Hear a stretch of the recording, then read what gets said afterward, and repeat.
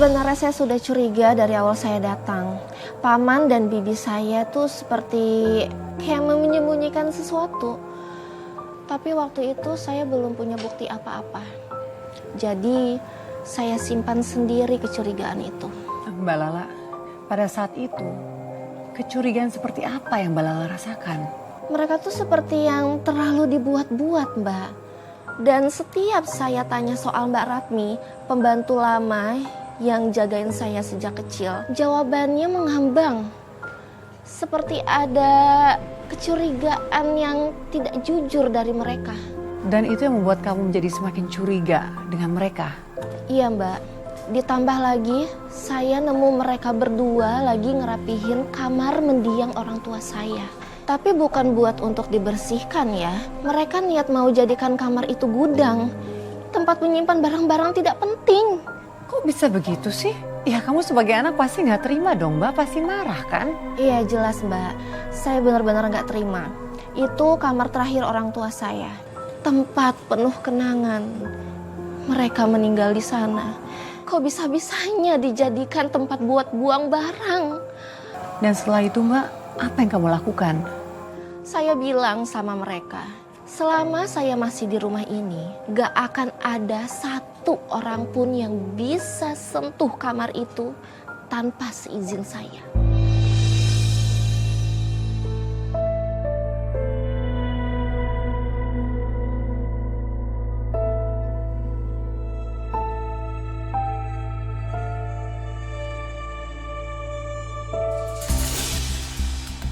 Apaan ini? Kenapa kamar papa dan mama jadi kayak gini? Lah, daripada kosong, kan mending dimanfaatin, ya kan?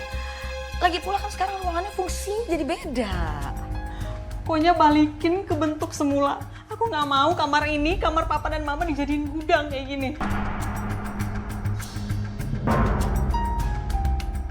Lah, kamu tenang dulu ya. Rumah ini sudah menjadi rumah kami. Karena papa dan mama kamu itu bilang sama kami semua. Ya sebagai balas budi sama kami. Karena sudah merawat mama dan papa kamu. Buktinya mana? Surat? Wasiat? Mana? Jangan asal klaim sepihak dong. Lala, kamu pikir kami berdua selama ini merawat orang tua kamu itu cuma main-main? Rumah ini diwarisin untuk aku. Kalian gak ada hak buat ngatur-ngatur rumah ini. Kurang ajar kamu ya! Lah, kamu jangan kurang ajar seperti ini. Minta maaf sama bibi kamu. Aku gak akan minta maaf. Karena emang aku gak salah. Mulai hari ini, gak ada yang boleh masuk ke kamar ini tanpa ada izin aku. Seenaknya aja kamu. Kamu itu cuma anak kecil. Lebih baik aku anak kecil daripada orang dewasa yang rakus kayak kalian. Cukup. Lala.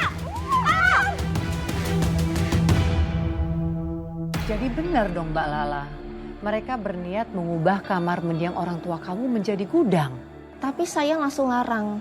Saya melarang mereka untuk memasuki kamar kedua orang tua saya itu tanpa seizin saya. Kamu ya sebagai seorang anak, bagaimana perasaan kamu ketika mengetahui bahwa kamar mendiang orang tua kamu tuh mau dijadikan gudang, Mbak? Dan yang bikin saya penasaran tuh adalah apa alasan mereka melakukan itu? Awalnya saya bingung, Mbak. Tapi makin lama saya mulai curiga. Apalagi mereka balik menuduh saya kalau saya sengaja mau mengusir mereka keluar dari rumah itu. Loh, itu tuduhan yang berat loh, Mbak. Iya benar Mbak, dan yang paling menyakitkan lagi, para tetangga juga ikut memaki-maki saya. Saya benar-benar gak nyangka, tetangga-tetangga sudah terhasut dengan omongan paman dan bibi saya.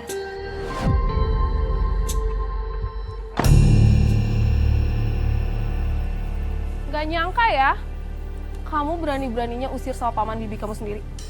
Usir? Aku gak pernah ngusir siapa-siapa, Bu. Udah Dela, nggak usah pura-pura polos. Semua orang juga tahu kamu tuh tinggal di rumah ini sendirian kan? Kasian loh Pak Gugun sama Bu Ningsih. Ini kan rumah orang tua saya, Bu. Saya cuma apa? Rumah ini itu udah dititipin sama mereka sejak lama. Dan sekarang kamu datang nuduh gitu aja. Itu namanya kamu anak durhaka, tau gak? Nggak apa-apa, Bu. Biarin aja orang mau ngomong apa. Kalau dia nggak anggap kami keluarga ya nggak apa-apa. Suka-suka dia aja, Bu. jangan so drama dong di depan ibu-ibu ini. Jangan puter balikin fakta, Bi.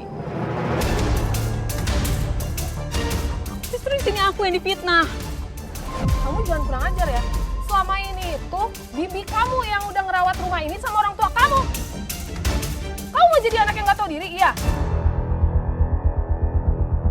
Udah Dela, mendingan kamu pergi aja deh dari rumah sini. Kamu tuh nggak pantas tinggal di rumah ini. Aku gak bakal pergi kemana-mana. Di sini aku cuma mau keadilan.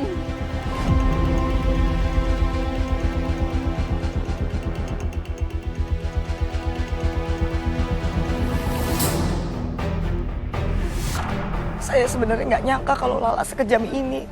Tapi saya ikhlas, Bu. Bu, ibu tenang aja ya. Kalau nanti Lala kurang ajar lagi, kita belain ibu kok. Iya, sabar ya Bu. Terima kasih ya, Bu. Yaudah, kita pergi dulu ya, Bu ya? Iya, makasih, Bu.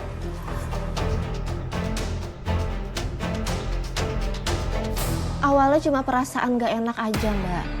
Tapi makin lama saya makin banyak menemui hal-hal aneh di rumah itu. Mbak bisa jelasin lebih detail nggak? Yang Mbak maksud dengan hal aneh tuh seperti apa?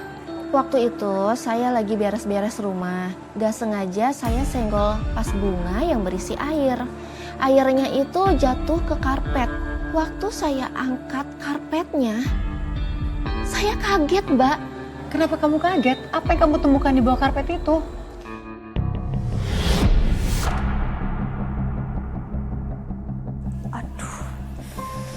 Tumpah lagi. Ntar aku jemur dulu kali ya.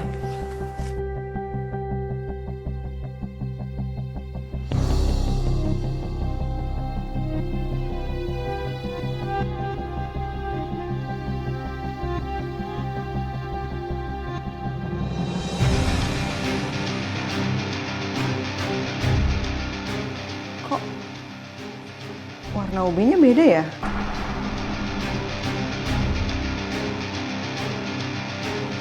Sempat pecah terus diganti ya? Udah, kamu nggak usah urusin itu. Lebih baik kamu bantu Mamang ke belakangnya. Karena banyak barang yang harus dibuang. Karpetnya basah tadi, aku ketumpahan. Udah, nggak apa-apa. Biarin aja. Ini nggak penting. Kamu bantu Mamang ya. Ya.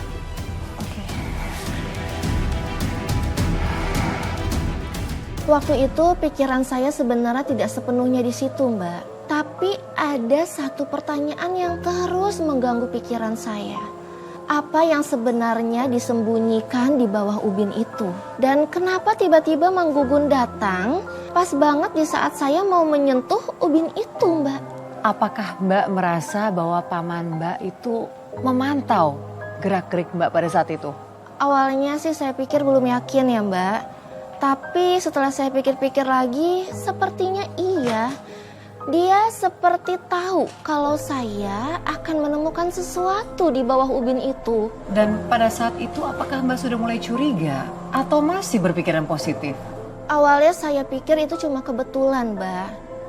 Tapi saya lihat dari raut wajahnya, dia langsung mengalihkan perhatian saya seperti alarm, Mbak. Maksudnya Mbak, alarm apa? Belakangan ini saya sadar, Mbak. Mamang saya itu seperti menutupi sesuatu yang busuk.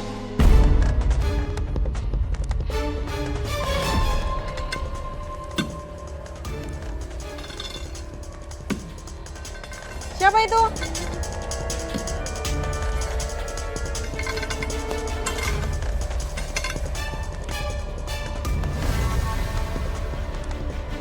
Jangan deket-deket.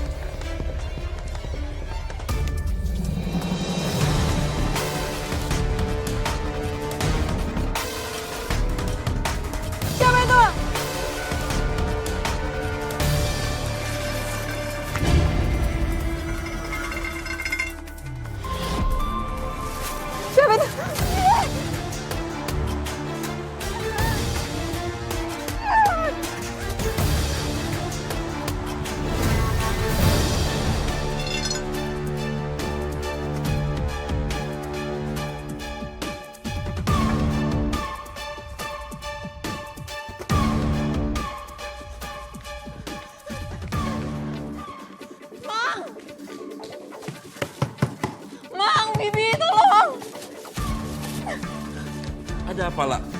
Kenapa kamu ketakutan seperti ini? Ada yang ngikutin aku, itu dia di situ. Dia Ngikutin bawa kamu? linggis. Iya, Siapa, La? Siapa yang ngikutin kamu? Siapa? Di mana, La? di situ. Dia bawa linggis, Mang. Tapi nggak ada, La. Mungkin karena kamu panik, jadi kamu berhalusinasi, La. Udah tenang. Aku nggak mungkin halusinasi, Mang. Aku lihat sendiri jelas-jelas dia ada di situ. Dia bawa linggis. Sudahlah. Lebih baik kamu masuk ke dalam. Di dalam lebih aman. Yuk, kita masuk ke dalam, yuk. Dengar nggak sih, Mang? Ada suara linggisnya itu. Nggak ada, La. Aku tidak dengar, La. Udah, kita masuk ke dalam aja ya.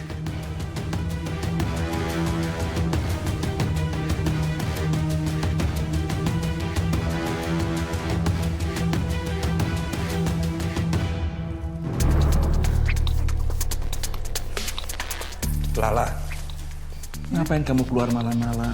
Hanya untuk beli mie instan? Aku cuma pengen cari udara segar aja sih di luar rumah, Bang. Oh iya, Bibi mana ya? Aku pengen nanyain soal Magicom, soalnya tadi aku mau masak nasi tapi nggak nyala. Kayaknya rusak deh. Bibi kamu lagi istirahat. Kayaknya dia kurang enak badan ya. Ngapain kamu cari Bibi malam-malam? Itu bibi kamu, aku salah. Ternyata dia ada di dapur. Maaf, Pi, tadi aku cuma pengen masak aja sih, soalnya Magicomnya nggak nyala. Kayaknya rusak deh. Oh gitu. Bi, kok Bibi bau amis banget sih?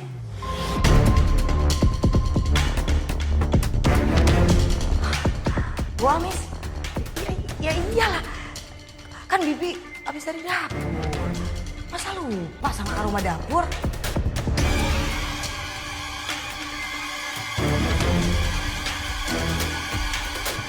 Udah. Nggak usah ribut. Ini udah malam. Lebih baik kamu masak mie instan kamu itu.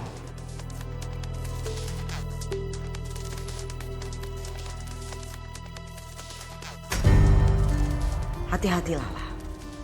Kadang hal-hal baik yang kamu cari bisa nyarat kita ke tempat yang gak bisa balik.